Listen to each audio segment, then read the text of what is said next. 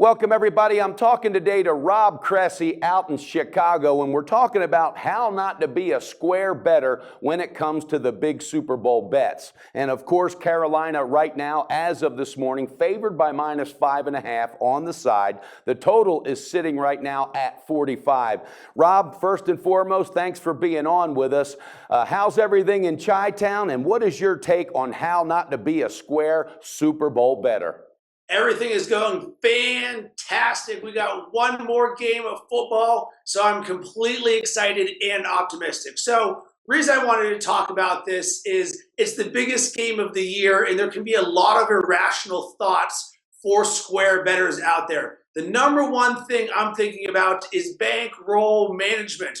Why? Because if you're going to be a successful long-term sports bettor, then you need to understand managing your bankroll. I know a lot of people can say, oh, I'm just going to go and spend a ton of money on this game. But guess what? It is still just one game, and we're doing this for the entertainment value. So to all you square bettors out there, understand your bankroll and don't blow it all on one game, because the key is to be able to keep doing this year after year. Absolutely, and that's a good point, Rob. And, you know, a game like this, though, I did some research on it. It draws a big interest from folks that aren't even regular bettors. They don't gamble, they don't wager. But for this game, they throw something down. And I was reading some stats on how most of their picks are emotional with, oh, and they jump on a bandwagon. So that's interesting how Vegas makes a whole bunch more money off of public bets that normally are not even involved in the industry. Now, when you talk about bankroll, obviously that's what separates someone that's an investor as opposed to a gambler. Absolutely, you don't blow your whole bankroll on this game because, you know, it's not all about one sport either. So I like that right there. Now, when you're talking about, you know, making a smart decision, not being a square bettor with this game, do you look towards the total or do you look towards the side as far as maybe where the edge is, Rob? Everything, because in sports betting, we're dealing with public perception a ton. And there's several factors that I'm looking at in this game. One, Carolina is a 5.5-point favorite, and everybody knows the steam that Carolina has right now. It's why in the world would you want to bet old Peyton Manning and Carolina's blowing everybody out? So there's a few factors I want to look at in this game. One, heavy action is on Carolina, and there's a reason they have huge casinos built in Vegas, because if gambling was easy, then we would all be making tons of money on it. So for me, I'm trying to figure out ways or convince myself why I should be taking the Broncos, because the value is there in Denver. And quite frankly, if I'm going to be on Denver, I'm going to wait until closer to game time when more of the public action comes on Denver. So a few things to think about. One, the Denver Broncos have only lost 2 games all season by 6 points or more. On the season, 4-0-1 against the spread as an underdog. And there's going to be plenty of Carolina. Why should you be taking them? But for this standpoint, for the square bettors out there, I want you to at least understand why you should be considering the Denver Broncos. Also, we're looking at Denver's defense, which is the better of the two defenses in this game. And people love to look at offense and points, but Denver's defense is very good.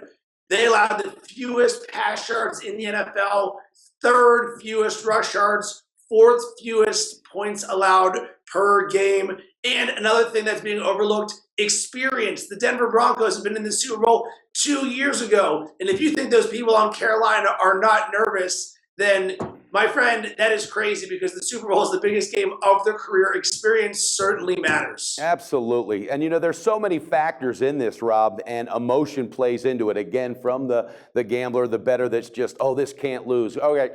Cam Newton, there's no doubt, MVP, what a season, 16-1, and they're blowing people out. But then again, defense wins championships. It's an old adage, and I'm from the old school back in the 70s, the Steel Curtain, you know, the Purple People Eaters from Minnesota, and defense does win championships. And here's the thing also that I've noticed, Denver sure has been quiet. We're not hearing a whole lot out of the Denver camp, and that comes from the veteran leadership, the experience of being on this stage, like you said, Rob, 2 years ago. All right, I quietly think that Wade Phillips, the defensive coordinator, is putting together a hell of a game plan fan to shut this machine down. And he's had 2 weeks to do it. Look what he did in 1 week to that absolutely, totally healthy offense of the Patriots. Shut them down completely. In an exact quote from Tom Brady, that was one of the best defensive schemes he's ever faced. So you touched on it. Yes, that defense is everything. I don't think there's a blowout, and I got a feeling Carolina's going to be going up against something that they haven't seen in a while.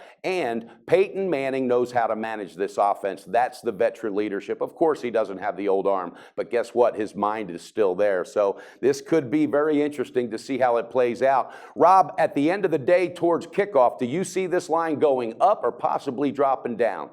So I certainly think that the line is going to go up with Denver getting more of the points. Why? All of the action already is on Carolina, and we know that the public loves to bet the favorites. So if you're someone who's looking for value, certainly the place I'm going to be looking is in Denver. And people still have that indelible image in their mind of the last time that the Broncos were in the Super Bowl, got trounced by the Seahawks. So compare that with what Carolina's doing, and you can see the perfect recipe of where the public is going to think there's a blowout. Because of that, I think you're going to start seeing more and more Carolina, which means wait until game time and get the best number with the Broncos.